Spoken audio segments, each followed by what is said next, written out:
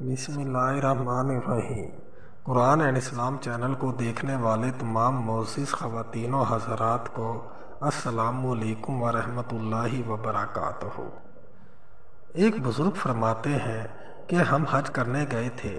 وہ بیان کرتے ہیں کہ میں نے دیکھا کہ بیت اللہ میں ایک مولوی صاحب روزانہ قرآن پاک کی ان آیات کی تشریح کیا کرتے تھے، جن کا ترجمہ یہ ہے کہ ماں باپ کے ساتھ نیک سلوک کرو، اگر ان میں سے کوئی ایک یا دونوں تمہارے پاس بوڑھے ہو کر رہیں تو انہیں کسی موقع پر بھی اف تک نہ کہو اور نہ انہیں جھڑک کر جواب دو، بلکہ ان کے ساتھ احترام اور ادب کے ساتھ بات کرو، نرمی اور رحم کے ساتھ ان کے سامنے جھکے رہو اور دعا کیا کرو کہ اے پروردگار ان پر رحم فرما، جس طرح انہوں نے رحمت و شفقت کے ساتھ بچپن میں مجھے پالا تھا۔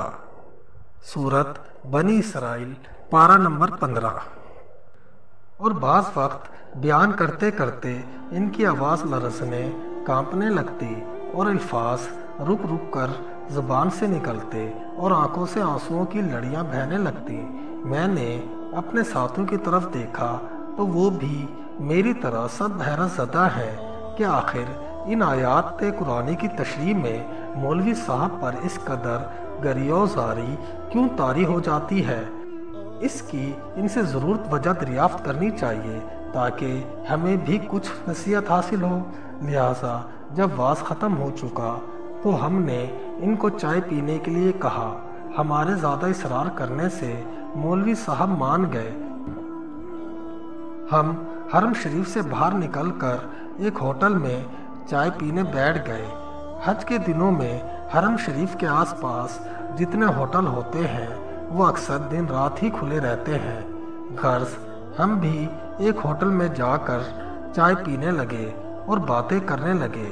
باتوں باتوں میں ہم نے مولوی صاحب سے پوچھا، مولانا صاحب کیا آپ ہمیں اتنا فرمائیں گے اور اس پر وضاحت کے ساتھ روشنی ڈالیں گے کہ ان آیات الہی کی تشریح میں جناب اتنے غمگین اور افسردہ کیوں ہوتے ہیں؟ مولانا صاحب نے اس طرح سے اپنا واقعہ بیان کرنا شروع کیا کہ میں کلکتہ کے قریب ایک گاؤں کا رہنے والا ہوں۔ میرے والدین شہر میں رہتے تھے اور میرے والد ایک پرائیویٹ کارخانے میں ملازم تھے۔ پڑھے لکھے تو معمولی سے تھے لیکن نہایت نیک اور خدا ترس آدمی تھے۔ میری عمر ابھی 4 سال ہی کی تھی کہ مجھے ایک اسلامی اسکول میں داخل کرا دیا گیا۔ میرے والدین مجھے دینی علوم کی تعلیم دلانا چاہتے تھے، اس لیے میں نے 18 سال کی عمر میں عربی زبان سیکھ لی۔ میں دینی تعلیم کے دوران انگریزی بھی پڑھتا تھا اور والد صاحب کے ایک دوست کے مدرسے سے میں نے میٹرک یعنی 10ویں جماعت کا امتحان پاس کر لیا۔ میری خواہش افسر بننے کی تھی۔ میں نے اپنے والد سے اس کا ذکر کیا۔ والد صاحب کو اس زمانے میں نوکری کے 200 روپے ملتے تھے جس سے پورے گھر کا خرچ چلانا پڑتا تھا اور آئندہ کے لیے فکر رہتی تھی۔ میرے والد صاحب کا یہ خیال تھا کہ میں اب کوئی ملازمت کر لوں تاکہ گھر کا انتظام سنبھالنے میں آسانی ہو، لیکن میرا پکا ارادہ کالج میں داخل ہونے کا ہو چکا تھا۔ میں نے والد صاحب کی بے حد خوشامد کی اور ان کو منایا۔ آخر کار والد صاحب راضی ہو گئے۔ میں نے ایک کالج میں داخلہ لے لیا۔ میری والدہ بڑی کفایت شوار اور عقل مند تھیں۔ اپنے خالی وقت میں وہ موم بتیاں بنا کر اچھے خاصے پیسے حاصل کر لیتی۔ اس طرح ان کو محنت تو بہت کرنی پڑتی لیکن وہ میری سب ضروریات پوری کرتی۔ فیس تو والد صاحب دے دیتے تھے اور دوسری ضروریات کے لیے میری والدہ مجھے چپکے سے روپے بھیج دیتی۔ مجھے معلوم تھا کہ والد صاحب بھی میرے اخراجات اور دوسرے بھائیوں کی تعلیم و تربیت کے لیے ڈیوٹی سے زیادہ وقت اوور ٹائم کام کرتے تھے۔ اس طرح ان کو زیادہ پیسے حاصل ہو جاتے اور ہمارا خرچ چلتا رہا اور میں نے 6 سال میں ڈگری حاصل کر لی۔ میں نے ڈگری تو بے شک حاصل کر لی مگر اس کالج کی تعلیم کے دوران اور اس زمانے میں کالج کے ماحول کے رہن سہن نے میرے اسلامی شعور اور طریقے کو بالکل ہی بدل دیا اور میں اسلامیات کو بالکل ہی بھول چکا تھا۔ اس لیے یہ ماحول ہی نیا اور ایسا تھا کہ میں وہاں کا رنگ لیے بغیر نہ رہ سکا۔ میرا ذہن، میرے خیالات جدید تعلیم و تربیت سے بے حد متاثر ہو چکے تھے۔ اب کیسا دین اور کیسے دین کی باتوں پر چلنا اور کیسی نماز روزہ کرنا، میرے حالات اور خیالات سب ہی بدل چکے تھے۔ میں نے 6 سال پورے کالج میں اول نمبر کی کامیابی حاصل کی، اس لیے درخواست دینے پر مجھے اسی کالج میں ملازمت مل گئی اور میں 350 ماہوار تنخواہ پانے لگا۔ چند سالوں میں میری تنخواہ 500 روپیہ ماہوار ہو گئی۔ اب والدین نے میری شادی کی فکر کی۔ وہ یہ چاہتے تھے کہ کسی نیک اور دیندار لڑکی سے میری شادی ہو جو گھر میں ایک اچھی بہو کی طرح رہے، لیکن میری خواہش یہ تھی کہ وہ آج کی نئی تہذیب اور نئی تعلیم سے واقف ہو تاکہ موجودہ دور اور اعلیٰ سوسائٹی میں کھپ سکے، ہر ایک کے ساتھ کھلے عام باتیں کر سکے، ننگے ڈانس دیکھ سکے اور ننگے ڈانس کر سکے، سینہ تان کر بازاروں میں چل سکے اور ہر بے حیائی کے کام میں ترقی کر کے آگے بڑھ سکے۔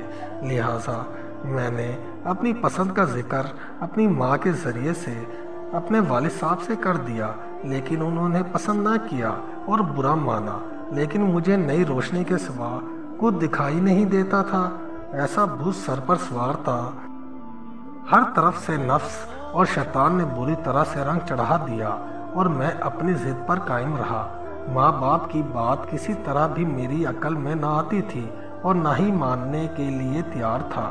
بہرحال میں نے اپنے والدین کو بار بار اصرار کر کے راضی کر لیا۔ وہ میرے اصرار سے راضی ہو گئے، شاید اس وجہ سے کہ انہیں اندیشہ تھا کہ اگر وہ انکار کر دیں تو شاید میں اپنی من مانی کروں۔ اس خوف سے انہوں نے ہاں کر دی۔ لہٰذا ایک فیشنیبل جاہل بے دین سے بے زور لڑکی سے میری شادی ہو گئی۔ شادی کو ابھی 2-4 مہینے ہوئے تھے کہ والد صاحب کے کارخانے میں ایک گیس کی ٹینکی پھٹ جانے سے ان کی دونوں آنکھیں جاتی رہیں، اس لیے اب وہ کارخانے جانے سے معذور اور بیکار ہو گئے اور کام کے قابل نہ رہے، اور اب وہ گھر میں ہی رہنے لگے اور ان کو کارخانے کی طرف سے ایک معمولی رقم معذوری الاؤنس کے طور پر ملنے لگی۔ میری بیوی کو اسلامی تعلیم و تہذیب سے دور کا بھی واسطہ نہ تھا، وہ تو صرف آزاد خیال اور تیز مزاج عورت تھی جسے نہ خوف خدا اور نہ عشق مصطفیٰ۔ وہ کیا جانے کہ اسلام کیا ہے، وہ تو پہلے ہی دین سے جاہل مطلق تھی۔ کچھ اس کی سہیلیوں نے اس کے کان بھر دیے کہ اری دیکھو، ساس سسر کی خدمت کرنا تمہارا فرض نہیں بلکہ ساس سسر تو تمہاری خدمت کے لیے ہیں، تم ان سے جو چاہے خدمت لینا۔ جو لڑکیاں جاہل، گنوار اور بے عقل ہوتی ہیں وہ اپنے ساس سسر کی خدمت کیا کرتی ہیں، تمہارا کوئی حق نہیں ان کی خدمت کرنے کا، تم اپنے شوہر کی ہو کر رہنا بس۔ اس وقت میں کسی انگریز سے کم نہ تھا، میرے دن رات صبح و شام عیش و مزے میں گزرتے تھے۔ اب سوائے خواہشات نفسانی کے نشے کے کچھ یاد ہی نہیں تھا۔ لیکن جب میں نے دیکھا کہ میری محبوبہ بیوی میرے بوڑھے ماں باپ کی خدمت سے نفرت اور پرہیز کرتی ہے تو میں اس پر ناراض ہوا، لیکن آہستہ آہستہ اس نے مجھ پر جادو کر دیا کہ میں اس کی ہر حرکت پر اظہار پسندیدگی کرتا تھا۔ میں اس کی تلخ مزاجی اور ڈانٹ ڈپٹ کو برا جانتا تھا۔ وہ میرے سامنے میرے والدین کو کچھ بھی برا بھلا کہتی رہتی، لیکن میرے کان پر جوں نہ رینگتی اور مجھے ذرا بھر بھی احساس اور برا معلوم نہ ہوتا تھا۔ اب وہ میرے والدین پر ہر آئے دن طرح طرح کے الزامات لگانے لگی، لیکن کیا کرتا، اب صرف نفس کا بندہ بن کر رہ گیا تھا اور روحانی موت مر چکا تھا۔ مجھے اس سے اتنی محبت ہو گئی تھی کہ میں اسے کچھ بھی نہ کہتا تھا، حتیٰ کہ زبان تک نہ اس کے سامنے ہلاتا اور اسی کی محبت کے گن گاتا، جو کچھ ہوتا پڑا دیکھتا رہتا۔ میرے والدین نے بے بس اور مجبور و لاچار اور نہایت تنگ آ کر مجھ سے فریاد اور شکایت کی۔ میری بدبختی، تو میں نے یہ کہہ کر ٹال دیا کہ آپ کو غلط فہمی ہے، میری بیوی ایسی نہیں ہے، وہ بڑی عقل مند اور صاحب سلیقہ ہے، آپ کی عقل ٹھیک نہیں ہے۔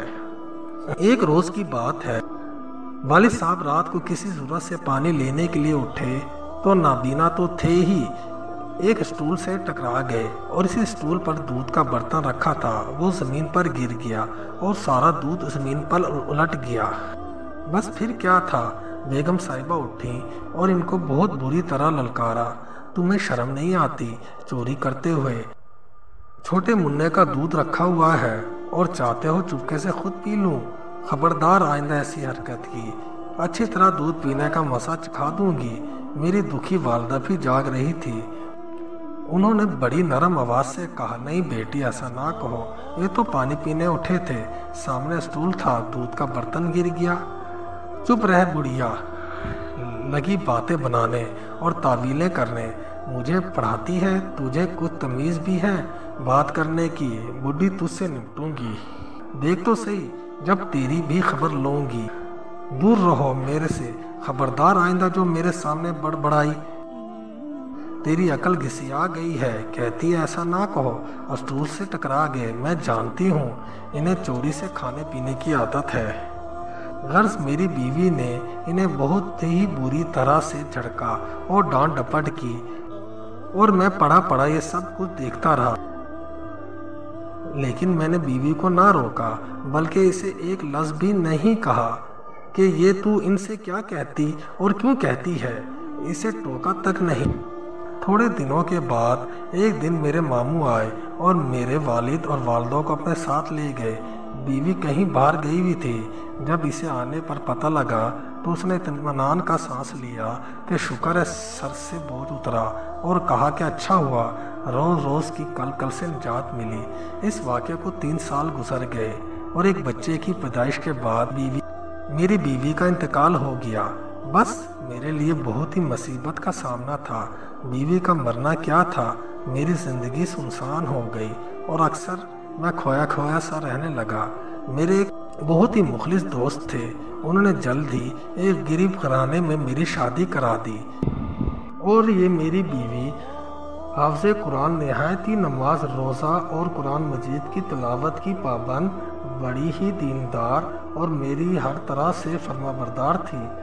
वो अब भी ज़िंदा और मेरे घर आबाद है। जब मैं फ़िक्र आखरत से बेफिक्र होकर बिस्तर पर पड़ा खेलों के मैच देखकर ज़िंदगी बेहतरीन वक्त ज़ाय कर रहा होता हूँ, जिसकी वजह से बासपुरस क़यामत के दिन की जाएगी, तो वो कुरान मजीद की तिलावत में मशगूल होती है। एक दिन की बात है कि मैं चरपाई पर बैठा था और बीवी कुरान मजीद की तिलावत कर रही थी कि अचानक वो इस आयत पर पहुंची, जिसकी तिलावत व तशरीह रोज़ाना आप मुझसे सुन रहे हैं। तो मेरी आंखों के सामने वो तमाम वाक़यात आ गए जो पीछे गुजर चुके थे और मेरे साथ मेरे माँ बाप ने जो सलूक किया था और उन्होंने जो ज़हमत और तकलीफ़ मेरे लिए गवारा की थी, तो मेरी ज़ुबान से बेसाख्ता निकल गया कि हाय मेरे माँ बाप, और मैं होश में ना रहा। गर्ज अब इतने अरसे के बाद मुझे अपने माँ बाप की याद आई कि ज़माना दराज गुजर गया है। हाय अफसोस, मेरी आंखों से आंसू आ गए। मेरी बीवी दौड़ी हुई आई और समझी कि शायद मुझे कोई तकलीफ़ हो गई है, लेकिन इसके बार बार दरियाफ्त करने पर मैंने इसे पूरा वाक़या जल्दी से सुना दिया। अब मुझे बड़ी बेचैनी हुई कि मैं अपने वालिदैन को कैसे पाऊँ। मैं दूसरे ही दिन अपने मामू के यहाँ गया, लेकिन वहाँ पहुँचकर मेरी हैरत की इंतहा न रही जब मुझे ये मालूम हुआ कि वालिदैन कई महीनों पहले घर जाने के बहाने से यहाँ से रवाना हो चुके हैं। बस इतना सुनते ही मेरे पैरों तले से ज़मीन निकल गई कि हाय बुढ़ापे और नज़र के ना होने की हालत में कहाँ गए होंगे। मैं फ़ौरन ही अपने वालिद का फ़ोटो लेकर जो कारखाने में खींचा गया था, करीबी थाने गया और फ़ोटो देकर रिपोर्ट लिखवाई और कई अखबारों में भी फ़ोटो के साथ खबर छपवाई और इधर उधर कई आदमियों को रवाना किया। अब मुझे रात भर नींद नहीं आती थी और हर वक्त इसी फिक्र में रहता कि किसी तरह भी मेरे वालिदैन मिल जाए। मैंने अल्लाह से खूब गिड़गिड़ा कर तौबा की और दुआएं की कि इलाही मेरे माँ बाप को वापस लौटा दे। तीसरे रोज़ एक पुलिस वाला आया और उसने बताया कि जो शक्ल आपने लिखवाई थी बिल्कुल इसी से मिलती जुलती शक्ल के एक बूढ़ा आदमी एक कब्र में बैठा फाते पढ़ रहा था। मैं दौड़ता हुआ कब्रिस्तान पहुंचा तो मालूम हुआ कि वो मेरे चचा थे। मैं इनके कदमों पर गिर पड़ा اور اپنے والدین کو دریافت کرنے لگا۔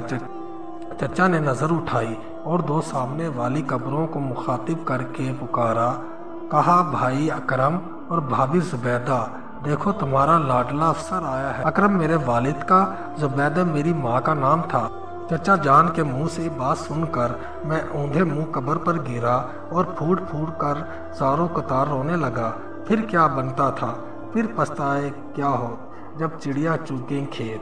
بس اتنا کہہ کر مولانا صاحب خاموش ہو گئے تو میں نے مولانا کی طرف دیکھا تو ان کی آنکھوں سے آنسو جاری تھے۔ بزرگوں نے سچ کہا ہے کہ انسان سے بعض ایسی غلطیاں ہو جاتی ہیں تو ساری عمر کے لیے افسوس پیدا کر دیتی ہیں، مگر نادم ہونے والوں کے لیے اللہ تعالیٰ کے خوف سے عاری لوگ بس سے مس نہیں ہوتے بلکہ اور زیادہ ظالم ہو جاتے ہیں۔ اللہ پاک سے دعا ہے کہ اللہ پاک ہمیں نیک کام کرنے کی توفیق عطا فرمائے، آمین یا رب العالمین۔ دوستو، اگر میری یہ ویڈیو آپ کو پسند آئی ہے تو میری ویڈیو کو لائک کریں، زیادہ سے زیادہ شیئر کریں اور میرے چینل کو سبسکرائب کریں۔ شکریہ۔